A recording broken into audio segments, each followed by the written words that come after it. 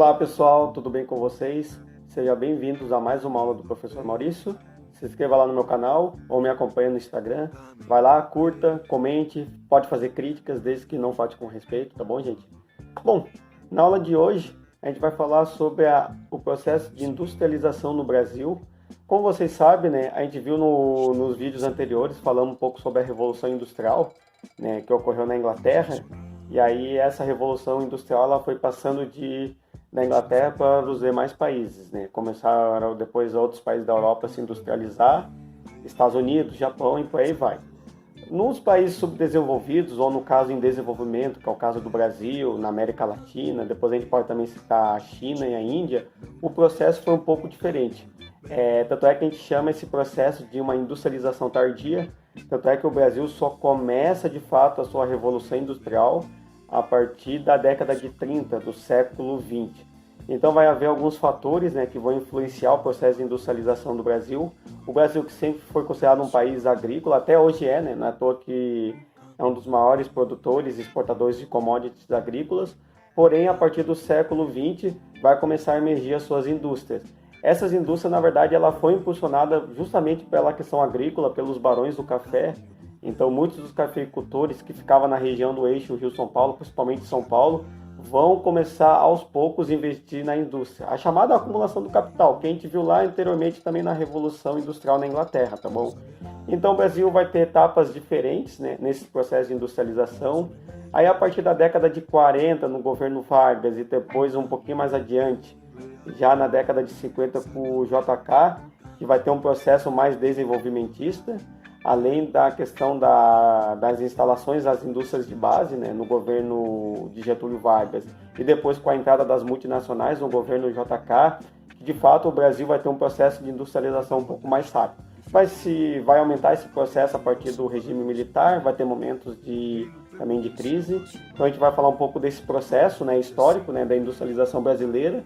Vamos falar de um processo que também já vem ocorrendo já desde o final dos anos 80 aos anos 90, que é o processo de desconcentração industrial, né? A gente vai ver então que São Paulo e Rio de Janeiro vão ser as principais regiões industriais, porém esse processo de desconcentração vai levar que outros lugares do Brasil comecem a se industrializar. Daí a gente vai ver alguns exemplos, como é o caso da Zona Franca de Manaus,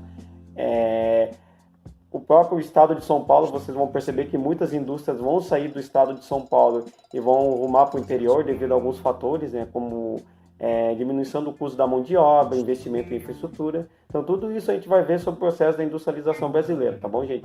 Espero que vocês curtam a aula e qualquer dúvida estaremos à disposição. Olá, pessoal. Então, continuando aqui a nossa aula, né, sobre o processo de industrialização no Brasil. Então, fizemos aquela pequena introdução sobre o assunto, explicando um pouco, resumidamente, como é que ocorreu o processo de industrialização no território brasileiro. Segue aqui então com a nossa abertura, a nossa vinheta, o meu avatarzinho ali, e vamos dar sequência. Bom, para a gente entender um pouco o processo de industrialização, a gente precisa entender também os tipos de indústrias que a gente tem, os tipos de sistemas, né? Então tem as indústrias de bens de produção, ou também a gente chama de bens de base ou bens de capital. São aquelas indústrias que são estratégicas, né?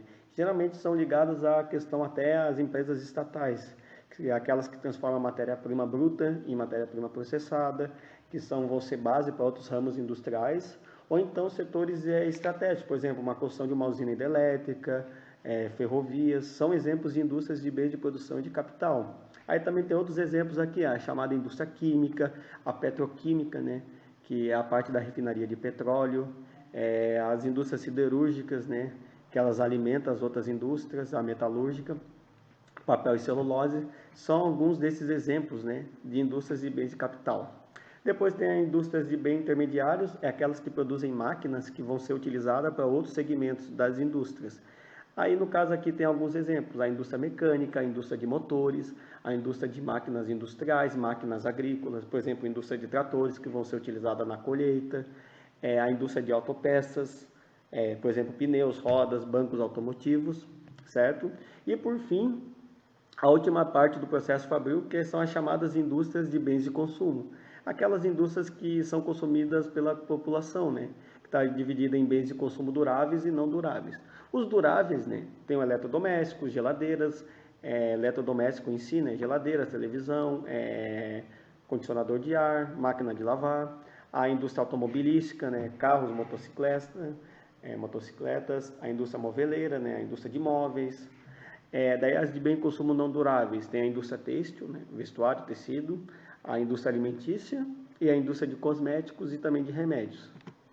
Bom, alguns fatores que são importantes para entender a dinâmica das instalações dessas indústrias. Geralmente as indústrias de bens de consumo, lógico, ela não é regra, a gente vai ver que isso não é mais uma regra, porém, antigamente as indústrias de bens de consumo, elas ficam próximas da onde? De mercado consumidor e de mão de obra, porque ela precisa de um mercado consumidor, ficar próximo aos grandes centros urbanos e precisa também de mão de obra. Já as indústrias de bens de base, aquelas indústrias de transformação, elas precisam estar próximas aos recursos minerais e energético e infraestrutura de transporte. Por exemplo, uma refinaria tem que estar próxima a uma área de exploração de petróleo. Uma siderúrgica, que a gente vai dar um exemplo até depois na siderúrgica nacional, ela precisa estar próxima a uma área de exploração de minério. São alguns dos exemplos, tá bom, gente? Bom, agora falando um pouco, né, agora que a gente viu um pouco dos tipos de indústrias que a gente tem, a gente precisa entender um pouco então o processo de caracterização da industrialização brasileira. Como vocês sabem, o Brasil ele largou bem atrás um processo industrial. O Brasil, de fato, ele só começou a sua revolução industrial a partir do século XX. Tanto é que o Brasil, alguns países da América Latina e depois também os tigres asiáticos, a gente vai chamar esses países de processo de industrialização tardia, né? Que começaram bem depois, por exemplo, da Inglaterra. Para vocês terem uma ideia, foi praticamente mais de um século, né, de diferença. Ele ocorreu de uma forma de substituir as importações, ou seja, o Brasil importava os produtos industriais, né, da Inglaterra, dos Estados Unidos e demais países desenvolvidos, e em compensação eles acabaram substituindo esse processo e daí começaram a produzir para o mercado interno. E também foi uma industrialização muito dependente do mercado externo, tanto de tecnologia como também de capital, que a gente vai ver mais para frente, né? Como vocês sabem, né, o primeiro país a se industrializar, que a gente viu nas aulas anteriores sobre a Revolução Industrial, foi a Inglaterra, que depois essa industrialização se espalhou para o resto da Europa, Estados Unidos, Japão, e só depois que os países emergentes ou subdesenvolvidos que acabaram entrando nesse processo, tá bom? Bom, entender um pouco algumas etapas da industrialização brasileira. O Brasil colônia não tinha indústria, né, a metrópole proibia o estabelecimento de fábricas. Nós, a população brasileira, tinha que consumir as manufaturas ou portuguesas ou inglesas, né, no caso também, né. Aí tem até uma lei, que é uma lei do Alvará estabelecida pela Maria I de Portugal, falando sobre essa proibição da indústria. Depois que o Brasil se torna independente, que é a fase do Brasil Império, o Brasil Monarquia, vai dificultar bastante o desenvolvimento das indústrias, né? Porque as relações do Brasil eram escravistas, ou seja, tinha pouquíssimo mercado consumidor, era uma pequena elite que tinha no Brasil, ou seja, não tinha mercado consumidor para consumir esses produtos, então não valia a pena investir. E tinha um pequeno mercado interno.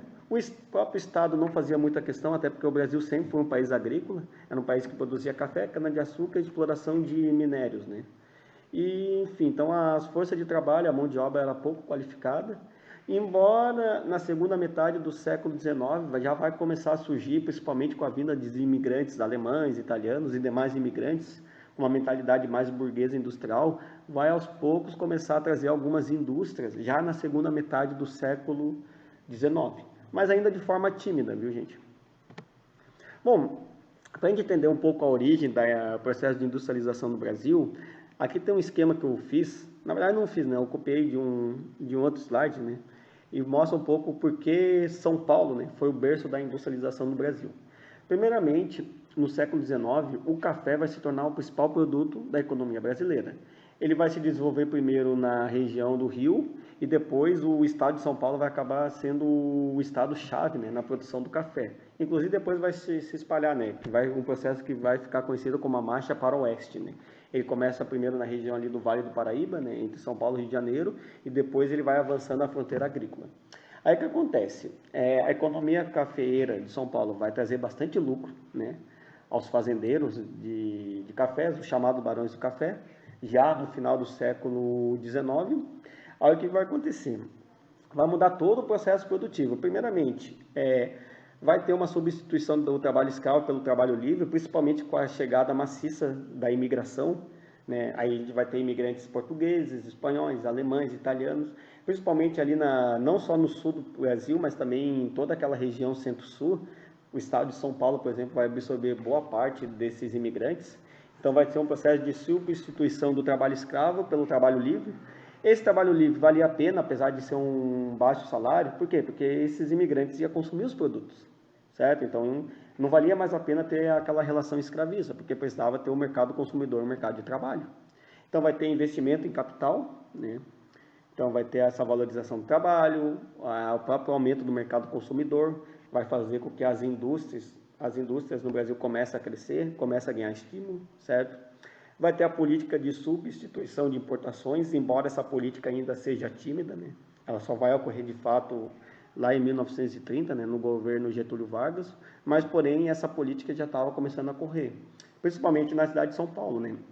Muitos bairros industriais começam a crescer bastante, né? Principalmente bairros que recebiam imigrantes de São Paulo, que é o caso do bairro do Brás, que é um bairro bem tradicional, o bairro da Moca, que talvez seja um bairro bem simbólico, né, em São Paulo, que recebeu boa parte desses imigrantes. Muitos desses imigrantes trabalhavam nas fábricas, né, ao redor do bairro. Os próprios barões do café eles vão diversificar.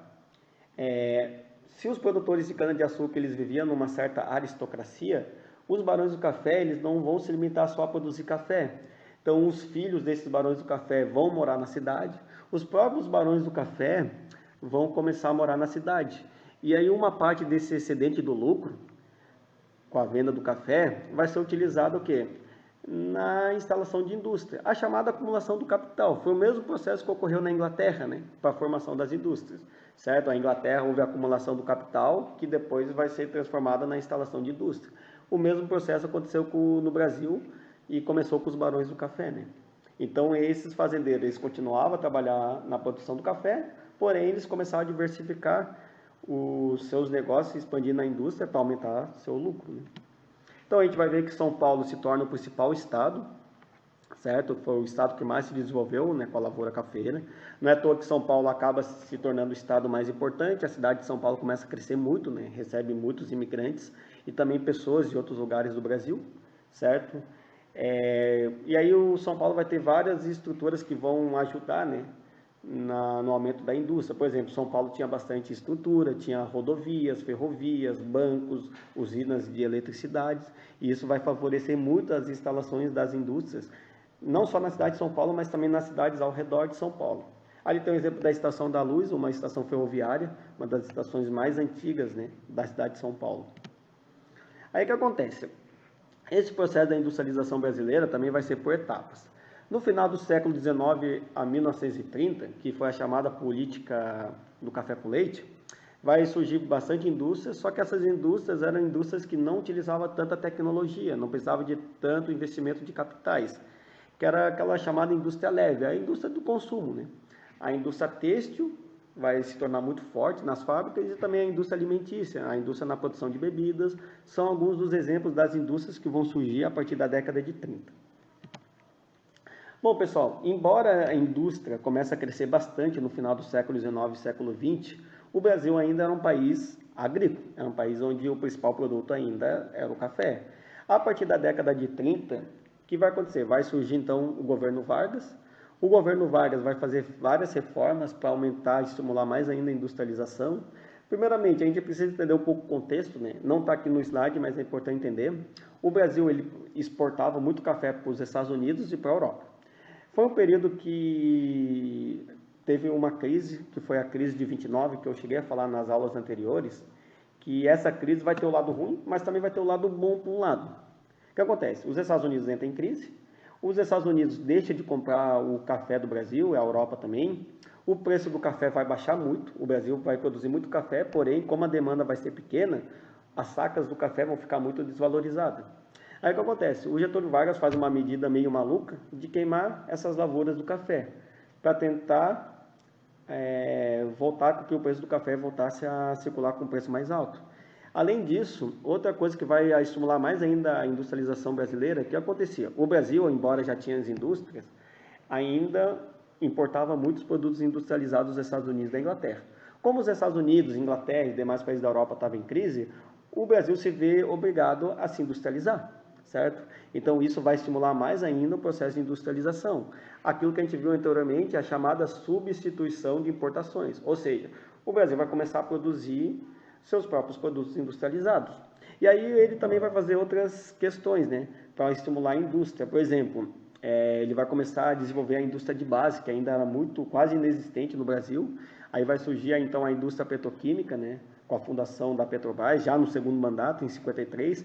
Antes disso, no primeiro mandato, ele cria a Companhia Siderúrgica Nacional, de Volta Redonda, e isso vai estimular bastante a produção de aço, de ferro, né, principalmente a produção de aço no Brasil, certo? Então, o Getúlio Vargas vai ser grande responsável pelo aumento da industrialização no Brasil. Já na década de 50, vai ter a figura de Juscelino Kubitschek, JK, que ele vai fazer um outro modelo, né, a partir de investimento estrangeiro, empréstimos de capital, empréstimo de tecnologia. Foi o período que as multinacionais vão começar a se instalar no Brasil, né? Além do aumento da indústria metalúrgica, siderúrgica, ele vai trazer para o Brasil a chamada indústria de eletrodoméstico, a indústria de bens de consumo, sobretudo a indústria automobilística, que vai ficar muito forte no período JK. Período que ele ficou conhecido como 50 anos em 5, chamado uma política desenvolvimentista, para o Brasil se tornar um país cada vez mais industrial, certo? Como eu falei anteriormente, um fator que vai estimular bastante a industrialização no Brasil vai ser a criação da Companhia Siderúrgica Nacional em Volta Redonda, no Rio de Janeiro, que foi um grande marco da industrialização. Essa siderúrgica ela vai produzir peças, né? Vai produzir matéria-prima para outras indústrias. A posição de Volta Redonda ela tem um caráter estratégico, porque Volta Redonda fica no Rio de Janeiro, no meio, entre São Paulo e Rio de Janeiro, e também próxima às áreas exploradoras de minério, como a região ali do Quadrilátero Ferreiro, em Minas Gerais. Então aqui tem a localização de Volta Redonda e o exemplo ali da Companhia Siderúrgica Nacional, né? Então foi um fator determinante para a sua instalação. É importante lembrar que a instalação dessas siderúrgicas e outras siderúrgicas que vão surgir mais para frente foi tudo obtida a investimentos estrangeiros, sobretudo capital norte-americano, né? Depois, mais para frente, a política do governo militar embora seja um governo bem diferente do governo JK, a política econômica vai ser a mesma, vai ser uma política desenvolvimentista, vai ter mais ainda o aumento das multinacionais aqui no nosso território. Em compensação, vai aumentar a dívida externa, por causa que boa parte da instalação dessas indústrias vai ocorrer a partir de empréstimos e também importação de tecnologia, né?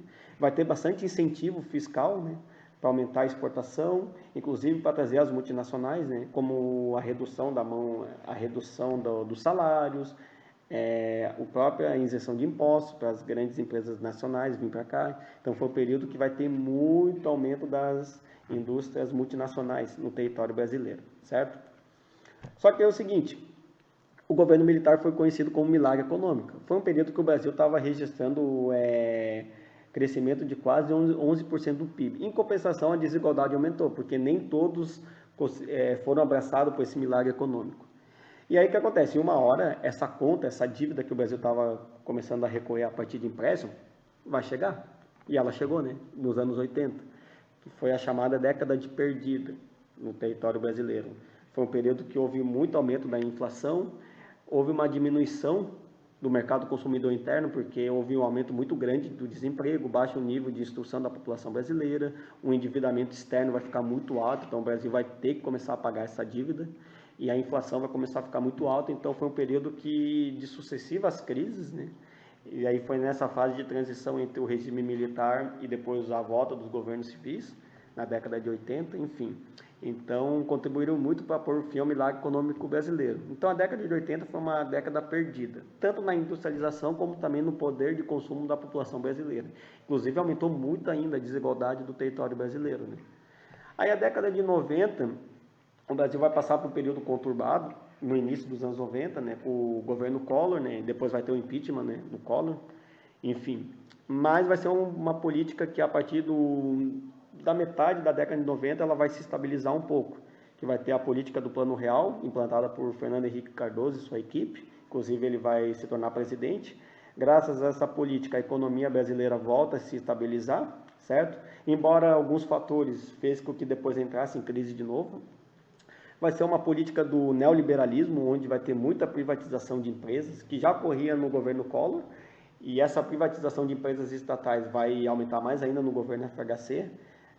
Durante o seu mandato, a gente vai dar o exemplo de duas grandes setores estratégicos que vão ser privatizados, que vai ser a Vale do Rio Doce, que é a exploração de minério, e as telecomunicações, né, que pertencia ao Estado e começa a ser privatizado, né, certo? Vai ser também um período que a gente vai ver mais para frente, a desconcentração industrial, quando as indústrias começam a sair do eixo Rio-São Paulo e começam a se espalhar para o resto do território brasileiro, certo?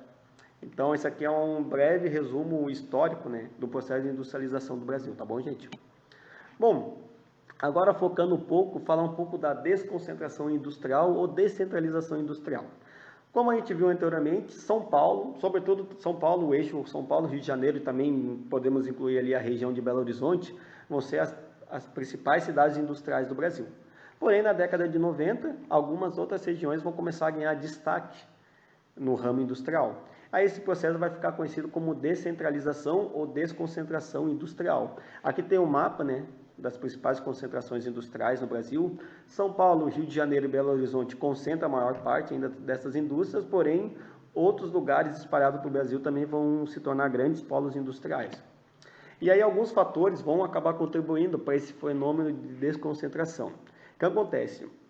O custo da mão de obra, o custo de produção vai ficar muito caro nas grandes cidades, sobretudo São Paulo e Rio de Janeiro, onde a mão de obra começa a ficar muito caro. O próprio custo de vida vai ficar caro, né, para as empresas começarem a produzir. A própria questão do aumento da urbanização fez com que o trânsito ficasse muito mais lento. Então, antes, se era vantagem ter uma indústria próxima a uma grande cidade, já não era tão vantajoso. Por quê? Porque, por mais que a indústria ficasse próxima ao grande centro, levava muito tempo com congestionamento. E isso prejudicava muito o escoamento da produção. Então, aqui eu trouxe o mapa de São Paulo, mostrando a área de desconcentração industrial de São Paulo. Então, as indústrias começam a sair de São Paulo perde o caráter industrial e se torna uma cidade mais das sedes, né, das grandes empresas. As indústrias começam a se espalhar na região do ABC, a área metropolitana, né? Inclusive São Bernardo vai ser uma referência na indústria automobilística, e depois ela vai começar a se espalhar para outras grandes cidades, né? Então a gente vai ter um processo de grande crescimento do interior de São Paulo. Campinas, São José dos Campos, Ribeirão Preto, Sorocaba, Presidente Prudente, por aí vai, né? Então essas indústrias vão começar a se espalhar, né, para o resto do estado. Aí vai ter outros fatores também que vão contribuir, né? A chamada guerra fiscal entre Estado e município. Então, existe uma competição entre um Estado e município para qual município vai receber uma multinacional importante.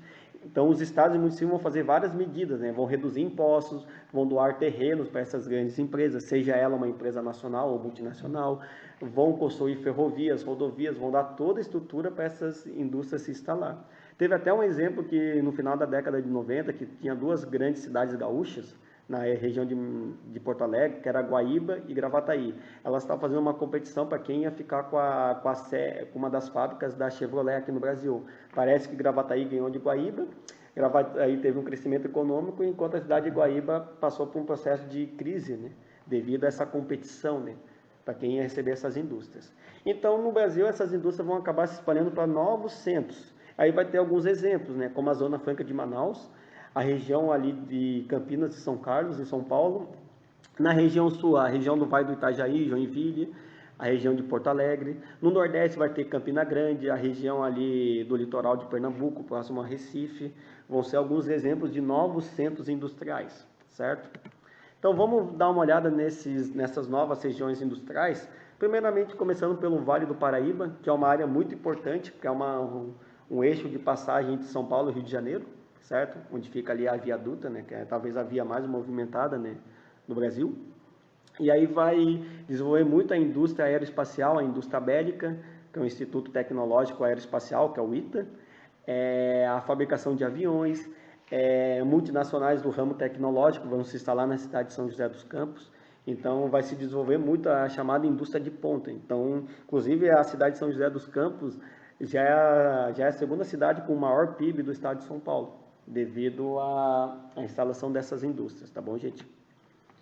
Bom, na região da Baixada Santista, uma área também importante, porque como o Porto de Santos é o maior porto do Brasil e fica próximo a São Paulo, Cubatão, que é uma área que fica na transição entre São Paulo e Santos, vai receber muitas refinarias de petróleo, a indústria química. Lógico, vai ter o lado ruim, né? Tanto é que Cubatão, durante muito tempo, se tornou uma das cidades, talvez a cidade mais poluída durante uma época, certo? Mas Cubatão é uma cidade da Baixada Santista que vai receber boa parte dessa indústria, principalmente a indústria de base, né? A indústria química, a indústria petroquímica, a indústria metalúrgica, né? Vão concentrar na cidade de Cubatão. Em Macaé, que é uma cidade que fica na região do Lagos, um pouquinho distante do Rio de Janeiro, também vai crescer bastante a indústria ligada à petroquímica, devido à exploração do petróleo na bacia de Campos. Então essa área ali de Macaé, Campos, que é uma área onde tem intensa produção de petróleo, algumas cidades vão começar a crescer dessa região. Em Campinas e São Carlos, podemos dizer que essa área é como se fosse o nosso Vale do Silício brasileiro. É uma área que tem muitas empresas ligadas ao setor de tecnologia. Inclusive, o modelo tecnológico deles é bem parecido com o Vale do Silício. As indústrias estão próximas aos chamados centros de pesquisa.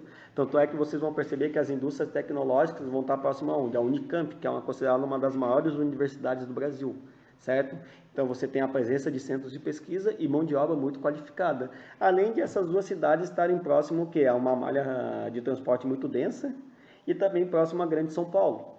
Então essa região vai se desenvolver bastante, sobretudo na indústria de alta tecnologia, certo? Aqui tem um exemplo de uma indústria de alta tecnologia em Campinas, que é próximo à Universidade de Campinas, a chamada Unicamp. A região sul é uma região que já tinha um caráter industrial com a chegada de muitos imigrantes, sobretudo os alemães, né, que tinham essa mentalidade bastante industrial.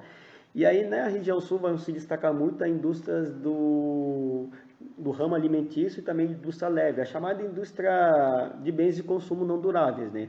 Então, vai se destacar a indústria têxtil, sobretudo na região do Vale do Itajaí. Joinville vai ficar especializada na indústria de maquinários, certo? E o meio oeste, a região ali de Chapecó, vai ser o celeiro da indústria, da agroindústria, né? A chamada indústria alimentícia. Dá um exemplo de Blumenau, que é uma cidade que foi fundada por imigrantes alemães, se concentra duas grandes indústrias, que é duas grandes marcas conhecidas, né? Que é a Hering, que é uma empresa muito famosa, né? No ramo de roupa, e a Carsten, né? Que é no ramo de cama, mesa e banho também. Tá bom, gente? E em Porto Alegre, na região entre a Serra e Porto Alegre, vai se destacar a indústria de sapato, principalmente nas cidades de Novo Hamburgo e São Leopoldo, e também na região de Caxias do Sul e Bento Gonçalves, onde vai se destacar a indústria vinícola. É uma área que é muito presente lá dos vales dos vinhedos, né? Que é uma área então que produz muito vinho também. Então a indústria alimentícia também vai ser muito forte nessa região. A região Nordeste, embora ainda seja uma região menos desenvolvida do Brasil, o setor industrial está começando a crescer bastante também nessa região. Ela vive então um grande processo de industrialização. Então ali tem um exemplo do complexo industrial de Suape, que fica a mais ou menos 40 quilômetros da cidade de Recife. É uma área que tem recebido grandes empresas, grandes multinacionais e também empresas brasileiras. Então é um grande complexo que abriga mais de 120 empresas e por estar numa área também de porto, é uma área que tem bastante deslocamento para o escoamento da produção. Então é uma área que é muito estratégica também. Aí tem também outras regiões que eu acabei não falando, que também tem crescido bastante no Nordeste, que é a região ali de Camaçari, que é próximo a Salvador, que também tem bastante refinaria de petróleo, porque também tem bastante exploração de petróleo, e também a região de Campina Grande, na Paraíba, que também tem um setor tecnológico razoável, certo, gente? No Centro-Oeste, a região Centro-Oeste, ela sempre ficou marcada por uma área de celeira agrícola, sobretudo na pecuária e também na produção de grãos. Só que nos últimos anos, principalmente no estado de Goiás, tem realizado muito investimento na área industrial e também tem garantido incentivos fiscais para as instalações de várias indústrias. Então, algumas indústrias vão se destacar nessa região, que é ligada aos setores alimentícios, mas, porém, vai ter outros ramos que vão se destacar. Então, ali em Goiás, a gente pode dar o destaque do setor industrial de Anápolis, que fica no estado de Goiás, onde tem vários complexos industriais. Lá vão se destacar a indústria farmacêutica, a indústria de maquinários agrícolas e também a indústria automobilística.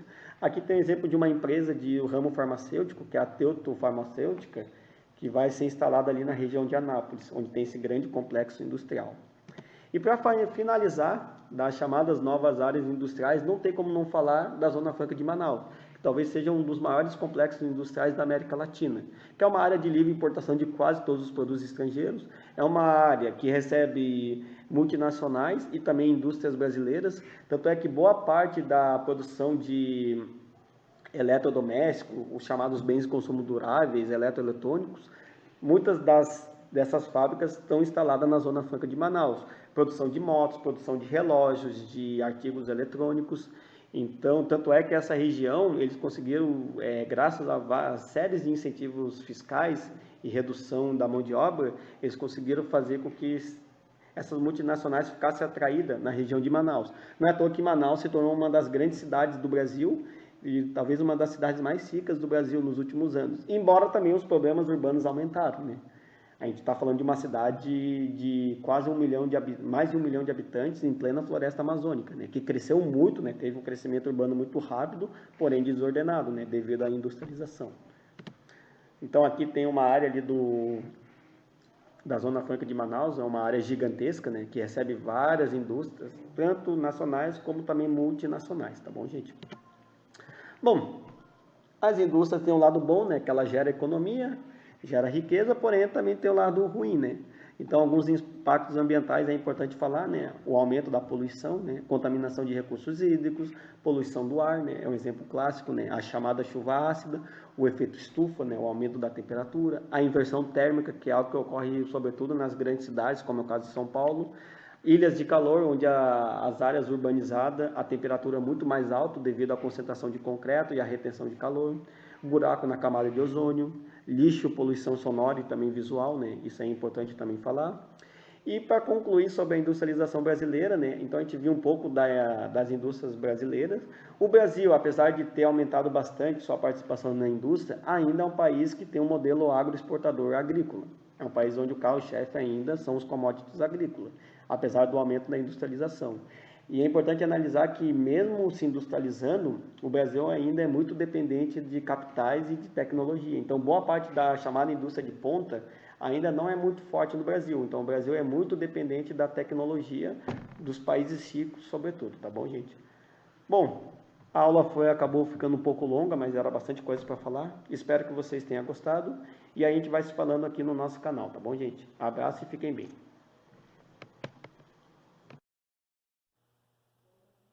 Olá pessoal, eu aqui de novo, certo? Espero que vocês tenham gostado da videoaula. Bom, a gente fez um resumo, né? Não sei se eu posso considerar resumo, no final das contas acabou demorando mais do que eu previa, né? Muita coisa para falar. Esse professor aqui fala muito, mas é importante ter explicado algumas questões, né, da industrialização brasileira, certo? E espero que vocês tenham gostado da explicação sobre esse processo de industrialização. E qualquer dúvida estaremos à disposição. No mais, que vocês tenham uma excelente semana e fiquem bem e se cuidem, tá bom? Tchau, tchau.